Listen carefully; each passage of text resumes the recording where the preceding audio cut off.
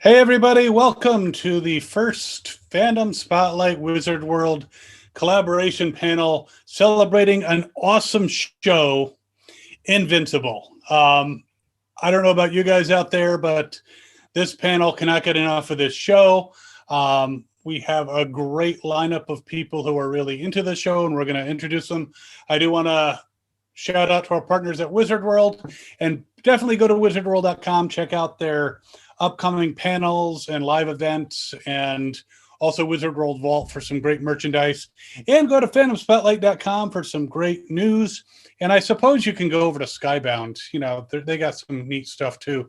But let's go around and introduce our panelists. First, we have Sarah, aka Mama Deadhead. Tell them how awesome you are. I don't know about all that. You can call me Sarah or Mama. Both is fine. I have not read the Invincible comic series. I wanted to go into this fresh and react to it fresh, and I've been blown away. It's already one of my favorite series. And go to I can't wait for seasons 2 and 3. We get to react. I'm just so excited.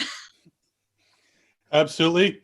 Katya, please introduce yourself, our newest panelist.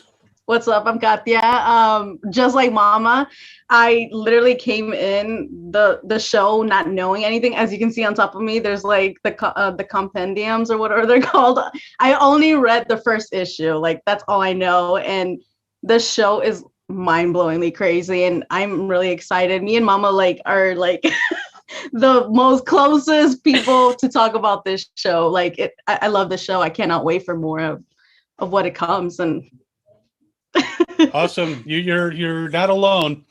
And we have Fandom Spotlight's Mae Vanders, who does so much, including classic cosplay.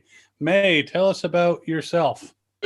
Hey, I'm Mae. I've been with Fandom Spotlight kind of since we started being a website. I usually run the background stuff, so I'm not usually in the chat, but we both just started watching Invincible a little bit after it came out. I didn't know anything about it either, and I've really enjoyed just knowing nothing and knowing nothing that's going to happen, who characters are going to become, but it grabbed me immediately, so I had to jump on this one. Live Paris says that she loves Mae's cosplay, and Diana Pellerano says, I already know this is going to be emotional. But let us introduce our special guest. He doesn't, he's a special guy. From Skybound Entertainment, we have Mr. Johnny Odell. Johnny, talk to us. I am the Wizard of Oz, the voice behind The Walking Dead and Skybound social media accounts. So that is me. I also help. I produce the React compilations, if you guys have seen those as well. And I'm so excited to be here to talk about Invincible. I'm excited that people are excited for Invincible. So this is awesome. Well, I'm glad to have you here. And I have to say, Mae and I did sit down to watch Invincible. And we were actually about to shoot a Walking Dead reaction. And I said, well, while reading, let's just watch the first episode. There were 5 out at the time. We watched the first episode, and I'm like, we can shoot this tomorrow. Let's watch the next episode. We watched all 5 in that evening, and then we were like, oh my God, where's the next episode? Why is it not here? So, Since then, we've pretty much been watching like midnight when it was coming out. Yeah, Thursday night, before it was supposed to actually hit, it shows up on our TV, and we're watching it. It's like, oh, I should go to bed. But no, they're Invincible's on. We're gonna watch that. There is that priority. All right, so let's go around and talk about our favorite characters. We know who Mae's is, but let's talk about the character that you like the most. Sarah, who do you like the most? Really hard. It is difficult. That shirt is just throwing me off.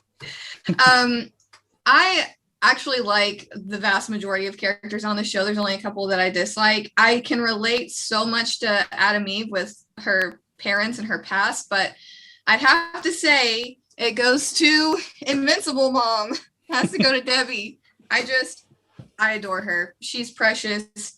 From the first episode when she was just like no nonsense, like you're not gonna threaten me because you're a superhero. Like, let me tell you, I just fell in love with her. She's awesome.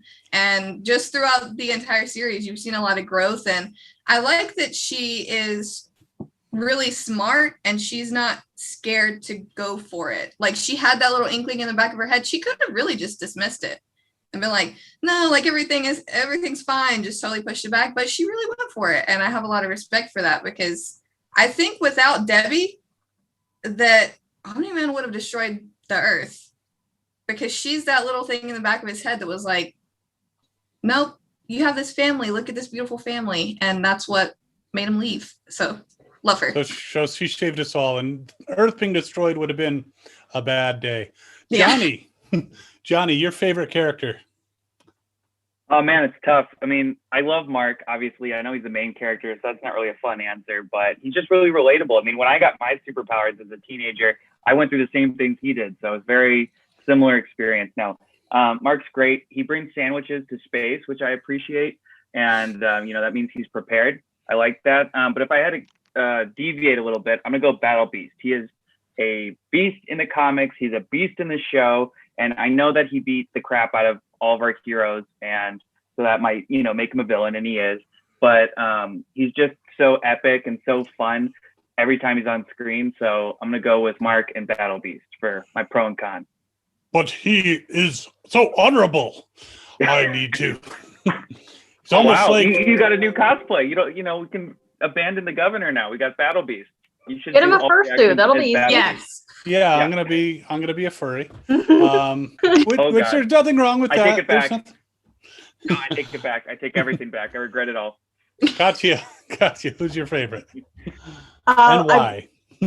Adam Eve, honestly, like she just doesn't take no shit, just like Debbie a little bit in a way. And I just love, like, she just like knows herself in a way. Like, she knew she needed to leave out her situation, out of her home. She needed to get out of that toxic situation. She's like, you know what? I'm going to make a life for myself. I'm doing this by myself. I don't need nobody.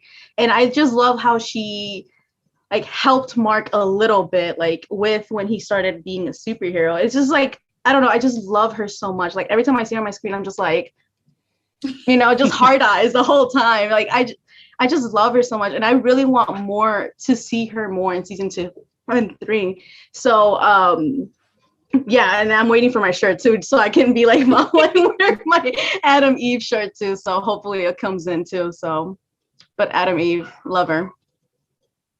May surprise us. Yeah, I don't have a deep answer. I just know, like, he showed up on screen, introduced himself, and I was like, that one. And yeah, true to my brand, I picked like the most obscure and least like fan hype characters to care about, which does save me money, because I'm not trying to buy like every figure of like a popular character. It's hunting the obscure stuff now. I hear you. Yeah, it's hard to pick a favorite character on this show. I mean, yeah, I can't really do it. I kind of have to say, yeah, I'm going to pass on this question. But what I do love about the show so much is that there have been so many situations. Like, I've been watching Supernatural lately. Every time Dean runs into an attractive girl, she's got no attachment. She's ready to throw down with him right there. And it's like, here we go. Mark meets, Adam Eve, figures out who she is. And of course, she has a boyfriend. That's like real life. You meet a girl, she has a boyfriend. Then she's like, breaks up. She goes and he's hooking up with Amber. This was awesome. This was like realism. And then they're at the college and Amber's like on the balcony with that guy. And he starts talking about his girlfriend. And I'm like, yes, this is not like, everyone's available. This is real life. There's, sure, there's some single people, but, So I would have to say I like the invisible writer behind all this. We'll say I like Robert Kirkman. Well, like you were saying, I like that they they didn't like force drama with the guy at the college party by making him try to hit on her or her suddenly be interested in him and let Mark come to the party and find them together. And it was just like a sounding board, which realistic. Absolutely. Matt Paul does say, asks if there is a live action Invincible movie or series in the works. Johnny? Yes, there is. And a lot of people, I guess, missed this news. It kind of flew under the radar. It came out a few years ago, actually. Seth Rogen and Evan Goldberg, who have made all your favorite comedies, they and also executive produced this series. They are working on a live action movie adaptation of Invincible that has been in the works for a really long time. I remember the animated show got announced like a year later, and I was like, okay, well, we're definitely getting live action before animated. Nope, animated came and went, and we are still waiting on them to begin production. COVID delayed them a little bit, and they had some other projects to work on, but it is still in the works. It's still going to happen, I hope. So excited to see who even would be the casting for that. I mean, It would be insane.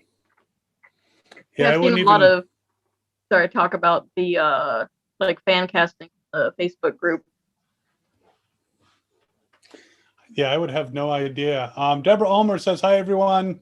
Debbie is great. The show was surprising at every turn. Loved it. Of course, Deborah would think Debbie's great.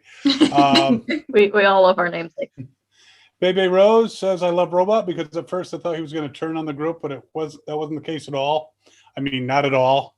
I mean, the things you do for love of, girls who look 12, that's kind of creepy. And Christina Pellerano says, I hate when Omniman said that she was a pet, Tim, referring to Debbie. And it's just kinky. It's fine. Fine. Well, Omniman, I don't know. Omniman was, he just seemed like a big jerk to me. He was. He became less and less likable for me. At first, I thought he was just like, oh yeah, the hero douche, and then.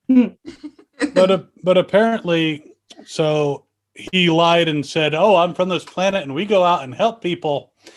Viltrium. And then he basically, when he was watching Mark get the shit beat out of him by all those, supers. Basically, that was a big thing. Yeah. Mm-hmm. I was very offended. I was like, how? But then he goes right back to his house and pretends to be shocked. Yeah. So it just surprised me. Oh my, what happened to Mark? I love that Debbie like sniffed it out immediately. Like she's like, something's off. This isn't what is going on. And that's why she's like one of the MVPs of the season. I mean, she knew exactly something was up. She was right, of course. And, she acted appropriately. I mean, she's great. Well, like Sarah, you were saying before we started rolling, I really liked that she wasn't afraid to stand up to Nolan at all. Like she knew he wouldn't do anything. Yeah. Yeah, like it was crazy to me. I think I talked about that in a few of my reactions that like pretty much at every turn she was calling him on anything, like don't shush me, like just even little stuff. I'm like, this man could just like punch straight through your face. And she pulls no punches. She does not care. That's crazy. But whenever Omni-Man speaks, I'm just wondering, what kind of insurance stories that guy has, because J.K. Simmons did an awesome job. And him being in all those, we've seen it all at Allstate. We've seen kaiju just come out of the air and just smash things, and we have to deal with it. So, is it Allstate? I'm not even sure. State Farm. State Farm. Okay. Do they like drill this into you, Johnny? It's your insurance, man. You know your insurance. We are farmers. Yeah, I mean, it's stuck in my head constantly. I can't. And now it's all stuck in your head. I'm sorry. This was not paid by State Farm, though. I wish it was. That'd be great. We'd all look like 2 Chainz right now. It'd be great, but unfortunately not. Yeah, so Daddy Longleg says Wizard World said to Wizard World, they did a brilliant job adapting the comics. So obviously a comic fan. And I have to say, since I was apparently a bad comic fan and didn't read Invincible beforehand, it was something that, you know, I had no idea what was happening. You watch the Marvel movies, I watched Falcon and the Winter Soldier, and I'm like, yeah, John Walker's going to become U.S. agent. You know, I knew that going in. Sam will take it back. You know, yeah, they're mixing things around, but It's fun, but you kind of know how the season's gonna end. It's just how they get there. That's, well, this is entertaining, but I'm not like surprised. But the whole thing, and I got to say, it's pretty gory, and a lot of fucking swearing and, you know, profanity, you know, so, which it's odd that the animated thing from Skybound has a lot more profanity than the live action Walking Dead, which is also, you know, based on a Skybound property. And they just listen. Walking Dead was originally supposed to be on HBO, but they wanted like total control, so we said no. We, as if I was like in the room, like no, but I was not. I was like working at Chipotle at the time, I think. But then AMC was like, no, we'll give you guys control too. So it ended up at AMC. But I do wish we somewhere had like an R-rated Walking Dead that looked like Invincible. But it's nice to be able to curse on one of our shows for once. That is very nice. Yeah, we were actually debating, did Negan ever drop an F-bomb on any? I think he did once. I think he did once. It was like when Shiva showed up or something. Yeah, he was like, holy, I don't know if I can say it, but you can say it. It's fine. He's like, holy fuck. I mean, yeah. They got a tiger. My God. Oh, that's what he says. He's like, the fucking tiger. Yeah. So good. So good. Classic, that guy. And there are bloopers somewhere where he does use the F-bomb. He drops the F-bomb a few times. So I guess buy those DVDs. I don't know. Does anyone have a DVD player anymore? Well, they gotta like just post the bloopers online. Katia has one. All right. Fair enough. We still have a Blu-ray DVD player, but yeah, the interesting is at the cons, JDM just cannot speak without dropping the F-bombs. So it amazes me when he's on the show and he doesn't. But let's talk about Walking Dead people in Invincible. Who's your favorite casting from The Walking Dead? Sarah, you go for Sarah's having a reaction here. So I want to first say that Steven is absolutely phenomenal. Like he is knocking it out of the park. But my heart is just with Kari Payton, and I love Blake Samson too. And I think it's because he stands a little bit toe to toe with Rex, but oh, Blake Samson just has my heart. Like, I love his heart because he has an incredible heart. And yeah, and I love Kari Payne. I think that casting just fits Kari so well too. I think it's just like, yeah, knocked it out of the park with that one. I agree. Katia? I think Ross. He's literally doing almost every character too. Like he did the voice of the Immortal, and he's doing Robot now, Rudy, I think, right? Is he? I think so. I think he is. And I think he did like 2 or 3 more. And I'm just like, I just love hearing his voice, like listening to him as Immortal. I just see Aaron from The Walking Dead. That's all I see. I don't see him as Immortal. But I think he's my favorite for right now. He was Aquarius. He was Biplane.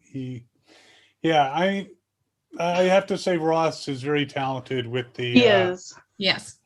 You know, and when he does a Han Solo impression, you know, and does that finger. Mae, who's your favorite crossover from Walking Dead to hear? I'm not sure all of them. Like I would see their names at the end of the episodes, but I wasn't always sure which character they were. But like Sarah said, Carrie was definitely the most recognizable out of them, and he brought just like, he has a lot of energy in his voice that he brings to characters that makes them feel really emotive through even animation. That's why he's the king. Johnny?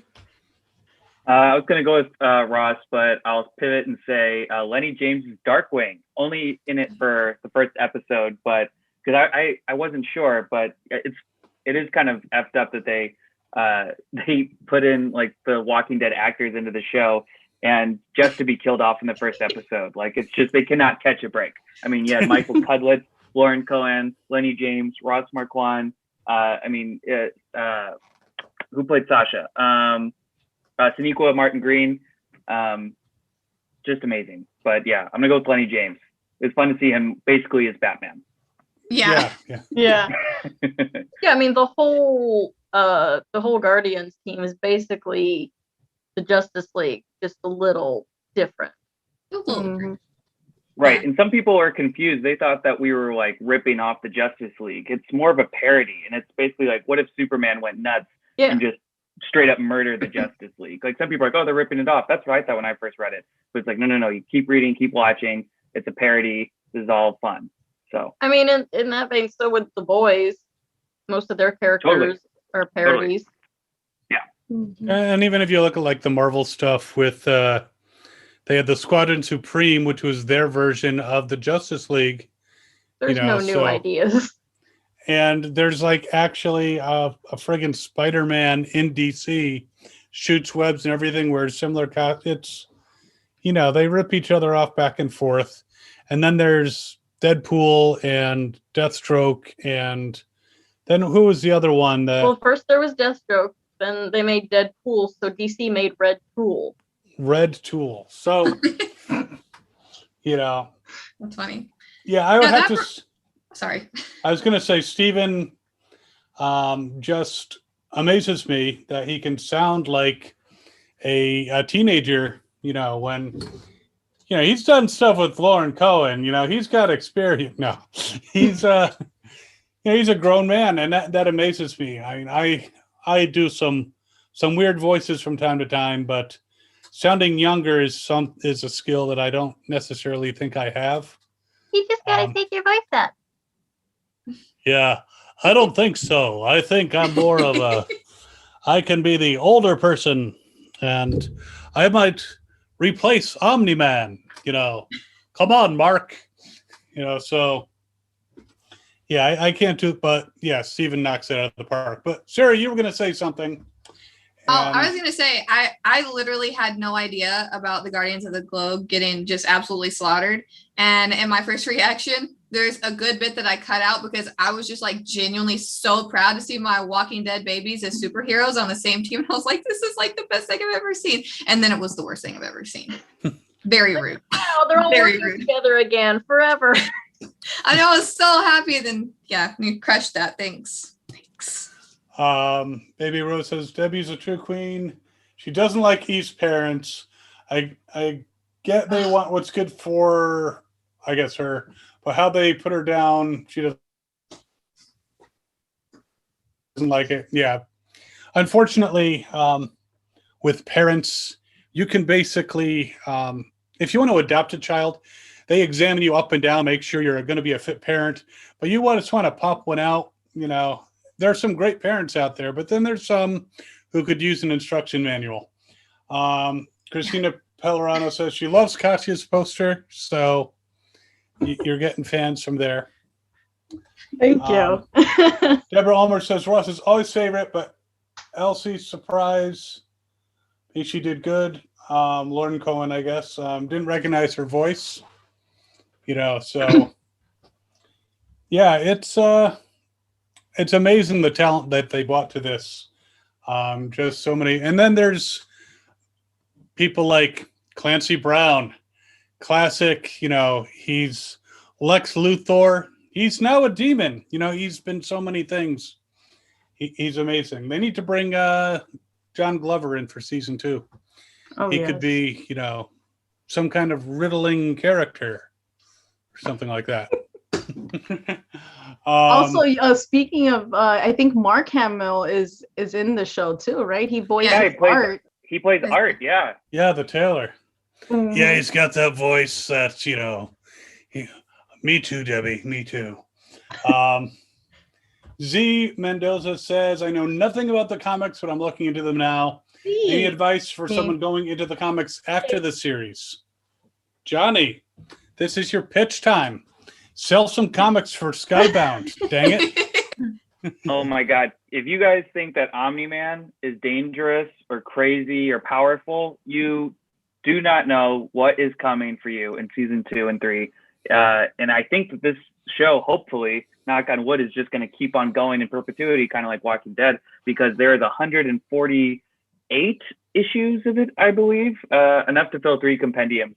So there is a ton of content coming. This is going to seem so like elementary looking back on it in like season 7. Like there's just so much to look forward to, and it's worth reading the comics. So to just get a sneak peek, and they will remix a lot of it too. So it's good to kind of compare and contrast. I can hear Omni-Man now. Remember, Mark, for good old days when I used to just punch you in the face really hard? Well, yeah. Oh my gosh. Oh my gosh. So I bet you miss it now. So Yeah, I know. I don't know a lot about the comics, obviously, but I'm in the Skybound Insiders group, so I see a lot of stuff like traded through and like people selling stuff. You know, like people are selling stuff all the time. And there was one particular Viltrumite that I saw in that episode, and I was like, I think I've seen him before. I think I'm worried. Yeah, I've been seeing memes about that. I'm like, I'm clueless, but I feel something coming. Yeah, I don't like it. The big buff guy, right? Yeah, with like the white hair. Yeah, I don't know who that is, but I've seen like pins, and I don't know. I've seen other stuff too. I'm like, you guys. Oh, that's who I'm talking about when I'm saying you think Omni-Man is bad. Oh my god. Oh no, now I'm scared. You will see. We got a couple more comments that came through here. Jason Mantzoukas is awesome as Rex. That's from Matt Paul. Mm-hmm. Deborah Ulmer says Ezra Miller was perfect for the role he played. Oh yeah. So yeah, like I said, the talent in this is just incredible. And so hats off to whoever did the casting. And I definitely think when they're talking about like fan casting, not all of the actors could play these characters. Like obviously Stephen Young couldn't play a high schooler now, but some of the voice actors could play their characters, like Ezra could play their character. Sure. Yeah, it was just overall a great thing. Now, what was the most surprising moment for you in the series? Because there was a lot of twists. There was, so Katya, why don't you start us out this time? What was the first like, oh shit, I did not see that coming moment for you in this series? I think it has to start off in the first episode, basically when Omni-Man just like murders the Guardians of the Globe. Like that just hooked you up. Like usually, like me, I start on a lot of shows. Usually, if the first episode's not that like grabbing to your view, it's like, oh well, I'm not gonna be too enthusiastic towards the next episodes. But this one is like, he kills literally everybody, and you're like, is he under mind control? Is he, you know, you're just having all these thoughts and theories of why this man that is a hero that people look up to him just committed murder to everybody. And you continue seeing on, and that you see his little like things, like he's like suspicious all of a sudden, he's keeping things from Debbie, all of these things. And it's just, I don't know, like just that scene alone, like the whole episode was beautiful, but just that credit scene sucks you in like immediately. Like right now I'm watching it with my mom. We started watching it last night, and she's like, okay, I'm kind of digging it. And I'm just here like, just wait till the end. Just wait. This is gonna hook you up, because she loves it. She's gonna love it. Like it's just something that just shocks you and brings you in. And I'm so glad they did that. But I think that one has the same tally as the train scene in the finale too. That I think it's just the gore of it, like the emotions they give and everything. It's just so crazy to me, like how a thing is just so captivating so quickly like that. And I just have no words, because I kept just like imagining it, like looking at it in my head. It's like, how could Omni-Man do that?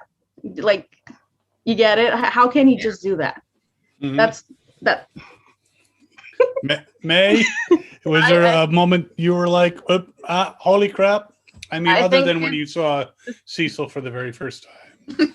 You know. I think it's basically the same for everyone who didn't go into it knowing anything about the source material, because that was the thing that's, you know, supposed to surprise you, that tells you that it's not as, you know, as nice and, you know, normal as it seems. Like, it starts off like, oh, this is a superhero show about superheroes doing normal stuff. And like I said, you don't expect him to be a murderer.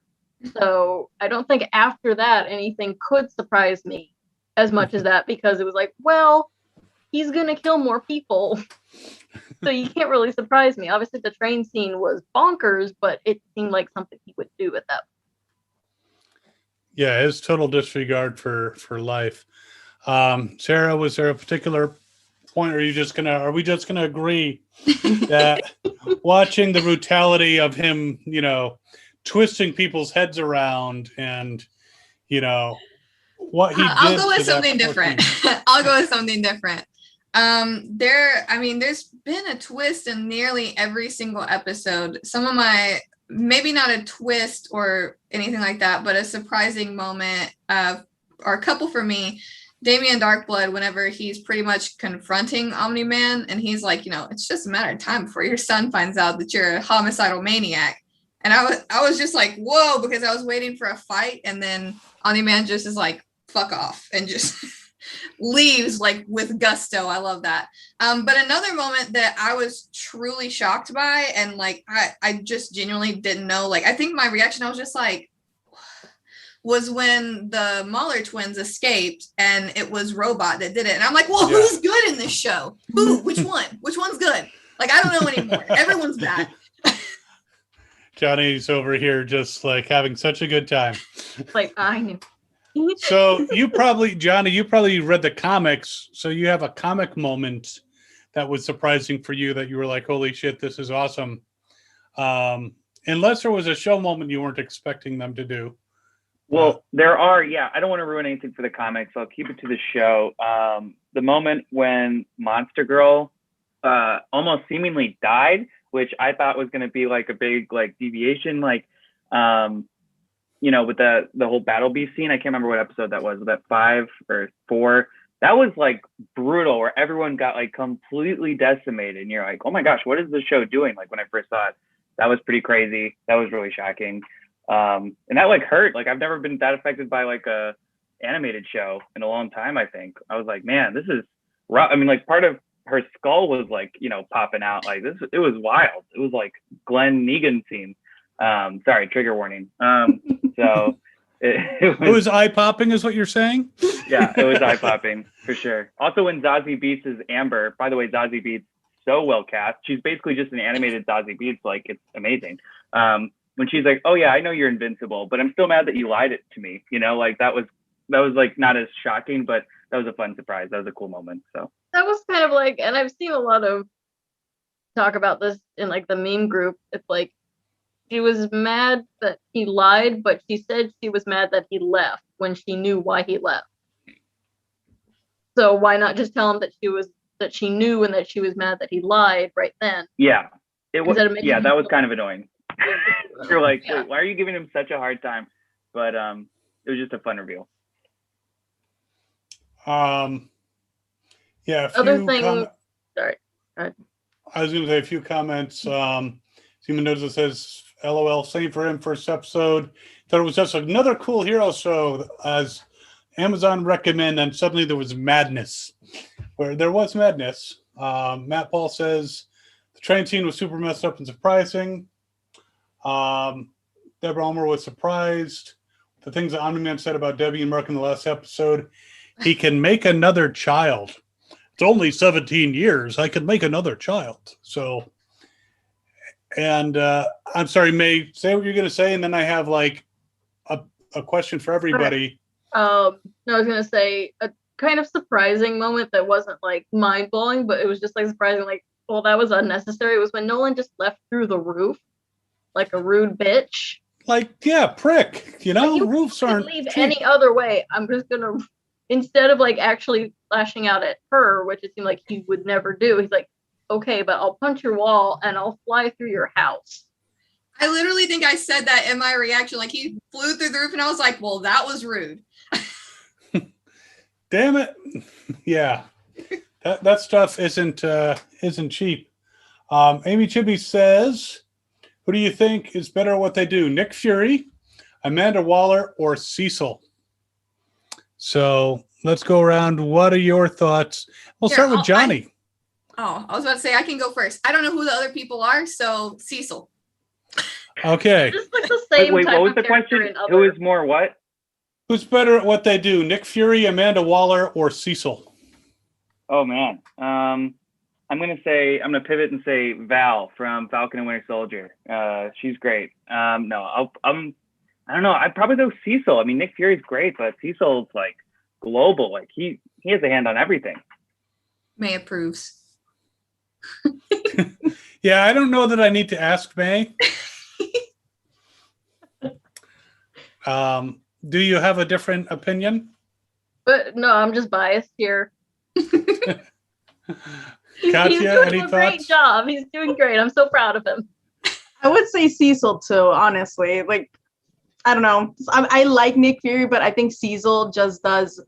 He has to get his hands dirty to get the job done. And I don't think Nick would do that. I don't know. Like, I really don't read the comics that much to know Nick Fury that much. But from what I've seen from the show, from the movies, he wouldn't go as deep as Cecil would to do something good. Look at what he did with Sinclair's robot things or whatever there are. He used them and he's making more. And he's making more. So yeah, which makes me wonder where those bodies are coming from. I mean, you know, are they fallen soldiers or are they, you know, hey, do you want some time off your sentence? Well, we're going to basically turn you into a monster. So it doesn't matter. You're getting out of prison. Yeah, I mean, I think that they have their ways of doing things. I think Cecil, we have seen how far he'll go. I don't necessarily think Cecil, he's got a good heart, especially when it comes to Debbie. And I think he might have a little bit of a soft spot for Debbie. I'm not sure if it's romantic or not, but he definitely, you know, cares a lot about Debbie. Yeah, like especially in the last episode, they showed that more, especially even with as much as she had been like really bitter towards him the whole season. When she was really in need, he was there, and he was actually kind of focusing on her when she was reacting to what Nolan was saying instead of just, you know, staring at the screen. Yeah, I wish they would dive into that a little bit more because that's one of the things that had me a bit confused about Debbie. I mean, I know that she's going to like stand up for like, you know, what she believes in, but it didn't dive into like why there's hostility with Cecil. Like, I mean, clearly there is, like she's been taking little jabs at him, but yeah. I mean, he does have a good heart and he did something really good for her at the end and she did appreciate it. So is it that bad or is it just like, well, I do think Cecil has a tendency to skirt ethics, you know, he gets the job done. Yeah. And I imagine the niceties, well, I imagine he also kept pulling Nolan away from the family whenever something was needed and driving home to him that, like, you know, the world needs you, you can leave them. Yeah. Mm-hmm. Yeah, Z Mendoza says Cecil is boss. So I think, you know, you people are on board with that. Tyler Bolivar says most surprising moment, Omni breaking down and realizing he loved Mark. I mean, do you think that's what it was? You know, just that little twinge of love? I mean, that sent him flying away, basically deciding he couldn't crush his son and just create another one. I think it was that damn baseball game. It's baseball's fault. It's America's favorite pastime for a reason. It's America's pastime. It's Viltrumite's pastime. I mean, what can I say? There you go. No, I think it may be. I think it's maybe not so much that he realizes that he loves Mark or like has a sense of family. I think maybe it was the fact that he realized that he was weak. I don't think that he can handle that. I think that probably like really got into his head. The fact that he even thought about it, that he didn't just like outright murder him, when he should have Mhm. for his people. I think maybe he was just like, whoa.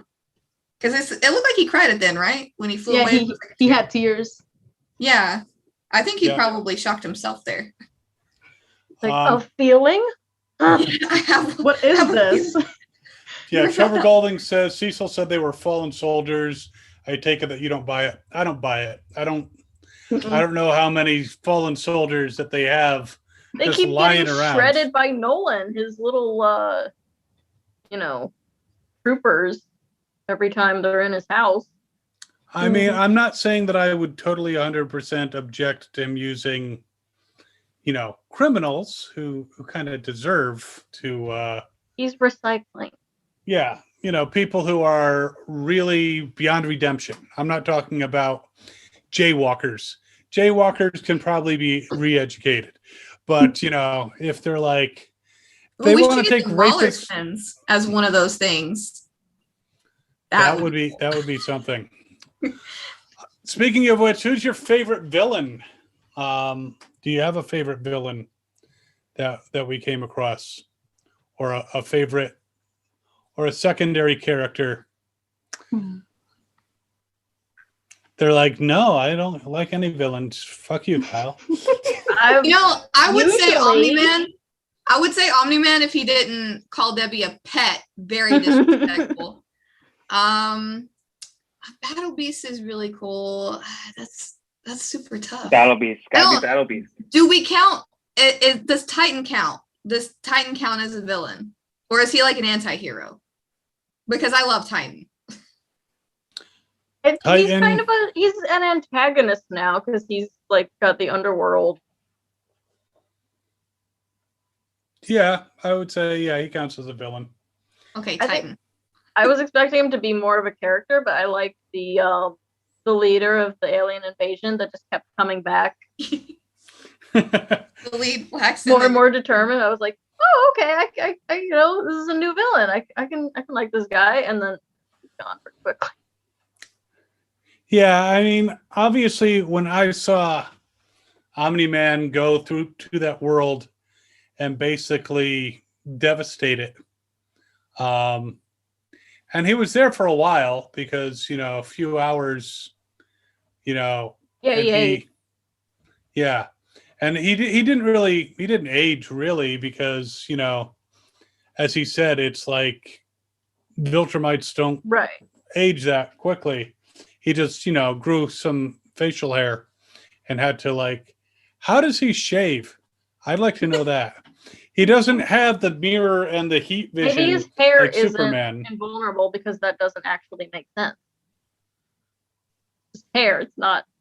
I mean, Negan has like a 0.5 shave on the side of his head every time we see him, He's always and he's got like that supposed to be in fade. jail. I'm like, who is giving him? Yeah, he has like pomade. I'm like, who is giving him these products? Who's cutting his hair? Yeah, that is. How is anyone washing their hair to actually look kind of like soft? Like Maggie's That's hair why- looks great. That's why Daryl Dixon exists. So it's like, all right, here's what you would actually look like if this was happening. He gets to look real, and everyone else like, no, I Everyone wash. else is like salon makeup. quality. Apparently, they shave their bodies sometimes whenever there's like a scene. I mean, why not? Well, I mean, what are they using for toilet paper? What are they using for feminine products? What are they using for a lot of things? We just don't did think they about make it. some bidets? Are they? Yeah, there's a lot of stuff. I had to pull up a comment here because someone made a good point in my comment section. They said, this one got bloody quick. Great episode. My only complaint is that his teeth magically grew back. I know it's a nitpick, but maybe that's just how it I works was with thinking those- about that. That's I did how- wonder When about it that. happened, I was like, how are they Same. regenerating? I Well, commented, he's Viltrumite. He's not human. I was like, maybe they gave regenerate. him fancy dental implants at the hospital. Like, I don't know. No, I mean, Yeah, that- I would. X-Men, yeah. He's not necessarily human, so maybe I guess- Viltrumites grow back their teeth when Yeah. they can Healing pretty much also recover counts from regenerate. anything. Yeah. Z Mendoza says isotope. What the fuck is isotope's thing? Oh, yeah. It's another character we didn't get to see a lot of. There's a few characters I want back really bad. Him, Titan, Damien Darkblood, please come back. Well, they sent Damien back to hell, which is very He's rude. come back from there all the time. This is not supernatural. You don't know. We'll see like two guys walking on the street. Hey, Sammy, what's going on? Hey, Dean, calm down. But hey, Sarah, if they bring back Damien, I'm down. Yeah, I wanna see Sarah, him. before getting to a point when you were talking about when he went to that alien's world and he said, Earth isn't yours to conquer. And then Because it's mine. many episodes later, he was like, because it's mine. That's right. I don't So want we anyone to still conquer were Earth thinking but that. us. Yeah, it was. I have to say, overall, the first season just rocked so much. And if that's the comic book, now with the story in the comic book, Johnny, since you're probably more familiar than any of us are with it, were there significant differences, or is it pretty true? Yeah, there were some differences. It followed the comics, pretty well, but there was some significant differences. There was also some minor ones. Like I like that, they changed the race of Debbie and Mark, which I thought was a great addition. There were some other things. I'm trying to remember it all. I need to reread it. I read it years ago, and I need to go back and read it again. But no, I mean it stayed pretty true, and it was really great. I'm just glad that you guys are so happy with it. Honestly, like we were just expecting, like I don't even know if we expected like half the reaction that we got. So this is great. The fact that we're doing a whole panel about this is incredible. So go read the comics. It's all in the Skybound shop. Yeah, and use this coupon code so Johnny gets some money. Commission. I wish I got a commission, guys. Got that I wish. affiliate I link? really did. I really do. Yeah, you got an affiliate program because Who wants to be my intern for free? I will pay you in Invincible comics. I think you got a couple volunteers, maybe. Okay. If I had time. Yeah, time is the fire in which we burn. So final thoughts, or since obviously Johnny, kind of what's coming up. What do you think is going to happen with the Martian storyline? Because that is totally left hanging. With those, it's like we have the Martians who are being overrun, and then we have the actual astronaut who was replaced and is now on Earth somewhere. So both of those things are seeds that will hopefully bear fruit in season 2 and 3. And Dr. Seismic has like lava monsters now. What? And he's alive? Yeah. Where'd he come from? There's just I wish I had story details on seasons 2 and 3. I really do. I don't even know. I'm not sure if they've been working on it already, but I knew that they were going to get renewed. I didn't know for season 3 though. I had heard season 2 and we were going to announce it in the summer, and then just kidding, we're announcing it now. I don't know. I think there might be some kind of war coming. I mean, we'll see. I've heard some rumors. We'll see what happens, but I don't know. What do you guys think? I don't want to give too much away. Well, I think anything that they showed at the end of the season, they're planning to deliver on. I don't think, like, Accurate. some shows, I'm not thinking of any in particular, but I know I've seen several shows just, set up plot lines and then never touch them again in the next season. But I trust that anything they're showing us has a purpose. Yeah. yeah, What I'm more excited is seeing Alan if he does go to Earth and like actually have the Earth experience. That's what I want to see the most, honestly, because I like Alan. I really do. Yeah. Yeah, he can go to high school. I like how expressive his little I know. brow is. Yeah. Yeah, it's cute. so I hope we get to see Urath. Yeah, Urath seems to be very important. well, I mean, with that conversation at the end, it does look like there's a big galactic war and Earth is going to be bought in as a part of it. as probably one of the front lines of that war. So I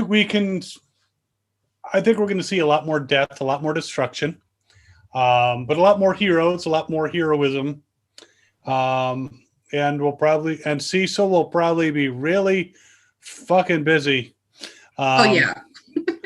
He'll have plenty of fallen soldiers to deal with and turn into those things. I think I do think there's going to be a lot happening. In fact, this war coming may solve the problem for the Martians, because those other things might be like, oh fuck, this is not what we bargained for. They may leave.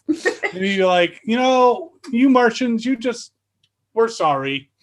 We didn't mean to intrude. We didn't realize that you were under the shadow of, Earth. And oh no! What we need to do is get Cecil to get the teleporter up and running and send all those things to Omniman's planet. Yeah, that would. There you go. Oh my god! I don't know that it has that kind of range, but we can hope. But yeah, it would be like it's like Scotty and the Tribbles. Just I beamed the ball over to the Klingon ship, sir. Was no trouble at all. I would imagine that would be one way to at least distract the Viltrumites for a while. Yeah. So I don't know. I'm really looking forward to seasons 2 and 3. It's been so much fun. And coming from like a reactor point of view, I want to say that the fandom has been like so delightful. The only time that fortunately, I have mods to like get rid of all the comments with like comic spoilers in it. There's only been like one instance where someone wanted to explain why a certain character I dislike acts the way that he acts. And I'm like, I don't care. So my mod hit it, but like no spoilers, like no hate. Like everyone's just been so delightful and wonderful. And I went into it kind of worried because I normally come from the view of like having read the comics or like I know the source material. That's normally how I go into everything. And to not, I was like, oh no, like I'm worried everyone's just going to think that I'm not even into comics, all of this. But they've just been so amazing and so sweet and so nice. And I love you guys. I love the Invincible fans. You guys rock. Mm-hmm. So do we have a favorite scene of all this first season? Johnny's thinking hard. I can smell it from here, and he's on the other coast. Mae, why don't you share your favorite scene? Okay. Big surprise.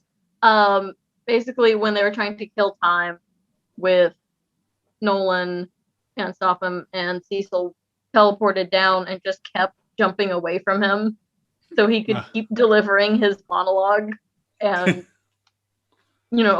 just, I don't know, was he running the teleporter or was someone running it for him and just taking him out of that every time it came close? But no, that was just cool. Like, he was basically teasing Nolan like a bullfighter and just standing right in front of him. And he just kept winning and just really frustrating him. And I was like, that was very impressive. The BDE was off the charts. Though I think he was very lucky that Nolan left, because if he hadn't left, if he had killed Mark, he probably would have came straight over to Cecil because he knows where the headquarters is. Yeah, he would have gone there next. That's what they were all like preparing for. They would be melted. And she's bringing in cats. Johnny, did you figure out something? Hi, Sky. Oh, I love the cats. I want to put cats in the React thumbnail sometimes. Maybe I will one of these days. I just need to get a good angle. I don't know. I'm gonna let the rest of you guys decide what your best scene is. There's so many. So then you can say me too. Yeah, exactly. Yeah. So I can ride your coattails. Sarah, do you have one? Two that come to mind is one when it's revealed at the end that Titan was manipulating everything, because I felt like so used, loved it. I was like, yes, that's exactly what I want in a character. And then the other one was when Omniman, I'm not going to call him Nolan. He doesn't deserve that anymore. He's Omniman. when he comes home and Debbie is just absolutely zonked. And, and I don't know, I just felt that in my soul, maybe because I'm like that in some of my reactions when I know that something big is about to happen. Just like, just have a bottle of wine or two and then kick out the strongest man on the planet. Yeah, love that scene. Katya? I think I'm gonna go with Mama. Like I literally had it already in my head. The scene where she confronts Nolan, like she tells him, "I found the costume in blood," and she's like, "How long were you gonna keep it from me?" And he's like, "I just want," like he wanted her to find it so they can have this conversation. He never wanted to tell her straight up. He wanted her to find it so she would be the one to come to him, because he knows that she was going to confront him. She wasn't going to keep it from him. And that's I think a scene that I really love the most, because it shows you that Debbie just isn't scared of Omnia. He is the strongest man in the planet and probably the universe. And she just really doesn't care. Like, I'm here like always like holding my breath, like thinking he's going to kill her. Like, yeah. And he just doesn't touch a hair on her. And it's just so crazy that I would have been scared. I even say in all my reactions, I'm scared for her. And it's just, she really has balls. Like she has big beach-sized balls, you know? So those scenes with Debbie just confronting Nolan and just picking those things on him, it just shocks me every single time. She really is just a superhero in my own opinion too. Absolutely. So, we talked about that a little bit after. I was like, I'm so genuinely surprised that, like, as an example, that Omniman didn't come back and just kill Debbie in front of Mark. Mm-hmm. Like, I really thought it was going to happen. See how little I care for this pet? For me, I think one of the most fun scenes was when Invincible shows up and stops that creature from killing William, and William looks up and he's like, "Mark, Mark, you're invincible, Mark." You know, it's like, you know, yes, he had the goggles on, but you know, it's like that scene in Green Lantern where he's like, you know, it's like, Hal, what? Just because I can't see your cheekbones, I'm not supposed to know it's you? It's like, it's the same type of thing. It does get me that no one realized Nolan was Omni-Man. I mean, that mustache is distinctive. He's very distinctive. I can see no one necessarily realizing that, you know, Adam Eve, which apparently at the end, it turns out she's not as famous as she thought. Because they're like, "Oh, yeah, you're the duplicates." No, that's duplicate. I'm the pink one. Yeah, I'm the pink one who, you know. Oh, okay. Can manipulate things and change forms, and which I would think that's quite a power. I mean, if she can change things on the atomic level, I mean, I don't think that she would normally use it on a living being. But I'm wondering if she can manipulate the atoms of a Viltrumite and change them into, like, you know, turn them inside out, or, you know, whatever. And obviously she didn't need to, but sorry, go ahead. No, go. I was just gonna say, as far as people recognizing her, obviously she didn't need to not be recognized, but could she change her own appearance if she could change that much? Yeah. Mm-hmm. I mean, yeah, she has really like people sleep on her powers. Like, her powers are insane. Like, she can basically create things. She can move doors. Yeah, I mean, she has like the goated powers. So and she does obviously play a bigger role in the comics going forward. So I'm excited for you guys to also do that.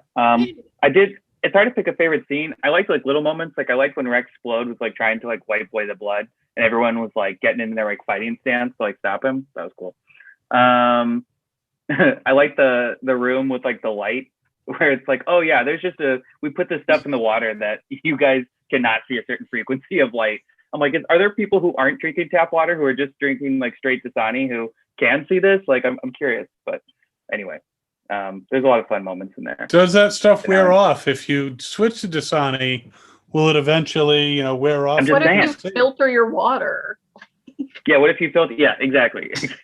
I have a Brita cup. Does that mean I can you go on a trip for 2 weeks and you only keep buying bottled water because the town's water tastes funny? Yeah. Yeah. It's like at the end of Fantastic Beasts where it's like, oh yeah, this powder fell from the sky or whatever, and so now everyone forgets. It's like, what if you were inside during that? What if you were Or traveling? had an umbrella. Wait a minute. Yeah. Oh man. Yeah, well, this is why it's called suspension of disbelief. And I'm sure that there are other delivery methods to make sure that people can't necessarily see those wavelengths of light. So, and I'm actually curious to see if the immortal will return. And if Looks like it. You know, they're trying to put them back together again. Humpty Dumpty Again. once again getting, you know. I mean, it's an interesting power. You're immortal, but you have to be put back together by other people. So if someone doesn't want to put you back together, you're fucked. Yeah. I thought it was interesting. You never get to see like the person, you know, really come back to life and like try to avenge themselves. You know, usually once they're dead, but it was funny. He woke up and he remembers and he's like, you son of a bitch. And he like immediately goes to him to fight him. I thought that was a really great moment. and immediately gets killed again. And immediately gets killed again. Yeah. Final question, because we're really in overtime here. Do you think that Robot gave them the wrong plans, or that the Immortal was just so friggin' pissed by getting killed by Omniman that he overrode that control mechanism? Or did Robot basically, you know, rip him off? Or I'll say think? I thought he was genuinely that pissed that he broke it. I think I said that in my reaction to him, like, no, I don't think they gave you the wrong plans. I think that man's just mad. He's just really mad. Do people agree, or do you think? I kind of disagree, because I think in my reaction I said that the thing wasn't working. I think Robot sabotaged it. I feel like, why is Robot, you know, the protector of, you know, the world, gonna give these villains and a thing that actually works? And someone in the comment section said, no, it didn't do it because he was just so full of rage. But you just don't know, because they don't really say anything. But I personally think he just gave him faulty instructions to do the thing. It's like, oh, you needed to get a screw, and he just didn't put the screw in. Yeah. In the plans. They were found afterwards. I don't know if they showed how they were found or if he told on them. Mm-hmm. Oh, Told on them? Is that what we're calling it? Told on them? He Tattletaled. They tattled, Tattletailed, and that yeah. wasn't better. So Snitch. What are your thoughts, Johnny? Do you have any insights? I actually do have some insights, so I'm going to plead the fifth on this one. I'm going to let you guys discuss it. yeah, he was in there like trying to. It's like, I know Robot personally, and he told me. Does it come up in future comics / possibly? I mean, hey, listen, it's possible. You're just going to have to read them from the Skybound shop. No. I'm just kidding. God, I wish I got a commission. Oh, man, I'd be pushing those books so much harder. Anyway, but I still should. You should still read it. So. Yep. Yeah, I got the impression that I think Robot did not anticipate that they would actually use the plans, because he figured he was going to take him in right away. So it's like, here's the plans, but you're never going to be able to use them because I'm taking you back to jail. And then this whole thing with Omni-Man happens, and he's like, well, this supersedes it. I'll deal with this later. And yeah, I just think the Immortal was just so angry. I mean, it would make sense, you know, in a way for the Robot to, you know, tweak the plans that they didn't work, because obviously they made changes to the body, you know, which he anticipated they would, you know, with like neurotoxins and, you know, control devices and all this stuff. And he's like, take him out. Don't worry about it. I knew you were going to do it. It's in your nature, you friggin' scorpion, you know, so people know what I'm talking about there. I like that. So yeah, I think that it could go either way, but I think Robot wouldn't have bothered to doctor the plans because he figured he was taking them in right away. So That is my thought. All right, let's go around. Let's final word on Invincible and shameless self-promotion. Mae, you can shamelessly self-promote yourself. Okay. Well, as far as final word, just everything I said earlier, I'm very excited for the upcoming seasons. Don't hurt Cecil, and make more merch of him. I can be found everywhere as Maiden Art, and I work with Fandom Spotlight. All right, Katya. I'm just really excited for season 2 and 3, and I think I did say on my YouTube channel that I'm confirmed in doing season 2 and 3. Like, it's like, maybe not. No, I don't know. I'm gonna be busy. No, like, it's set in stone. If I'm busy, those plans need to change because I'm doing Invincible. But like Mae said, I can be found everywhere on Twitter at It's Just Katya. Literally, It's Just Katya. And yeah. How I hit myself. Ouch.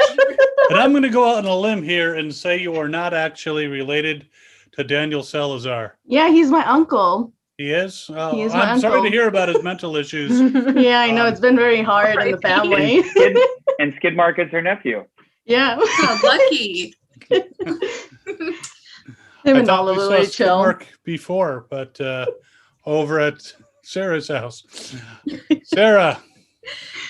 You can find me at Mama Dad Head on pretty much everything. Going to be doing a lot of stuff on Patreon. And just want to say that I will also be doing seasons 2 and 3 on my channel. Can't wait. The finale put this show as one of my favorite shows, which is crazy because there's only been one season and like such a little amount of episodes. But also, since we didn't talk about it this panel, respect to Donald. Love you. Sorry about your death. But yeah. That's it. Love Invincible. Stan Debbie. Johnny? I'm at Johnny Odell on everything. So follow me there if you want. If you don't, just keep living your life. It's all good. Also, I run Skybound and Walking Dead socials, like I said at the top. So follow those, engage with my tweets. Just give me constant validation, and that'd be great. But no, follow all these wonderful people. I have enough validation constantly, so go follow them instead. But we obviously want to urge people to check out the Skybound Walking Dead compilations of reactors. Yes. Yes. Please watch those. I produce those. My lovely editor Ryan edits them, and we have a great time with it. So right, unless he makes you do it because he's doing something else, and then it's yeah. I know how that the is. Invincible compilations. I wanted to. Amazon did not want us to put any spoilers in them, so I was like, "What's the point?" So I said no. So now that it's over, I am thinking about doing that. Interesting. All right. And I have been your host, Captain Kyle. I would like to shout out to our partners again, Wizard World. Go to wizardworld.com. Check out their wonderful lineup of upcoming panels and upcoming meet and greets with some great celebrities from horror and nostalgia and all kinds of stuff coming up that you definitely want to check them out. Wizardworld.com. And of course, we're with Fandom Spotlight, which is at fandomspotlight.com and on YouTube and on Twitch and on Facebook, and we're everywhere. We are Fandom Spotlight, spelled Lite, because we didn't feel like spelling it right. That's pretty much it. Thanks everyone for watching. Definitely, if you haven't watched all of Invincible, watch it. And we spoiled a bunch of shit for you, so sorry. Why are you here? Why are you here? If you've already watched it, go watch it again. Get the comics, go to the Skybound shop, and we're all looking forward to seasons 2 and 3, and they better hurry. And we'll see everyone next time. Thanks, and as always, everyone out there, have fun. Follow your fandom.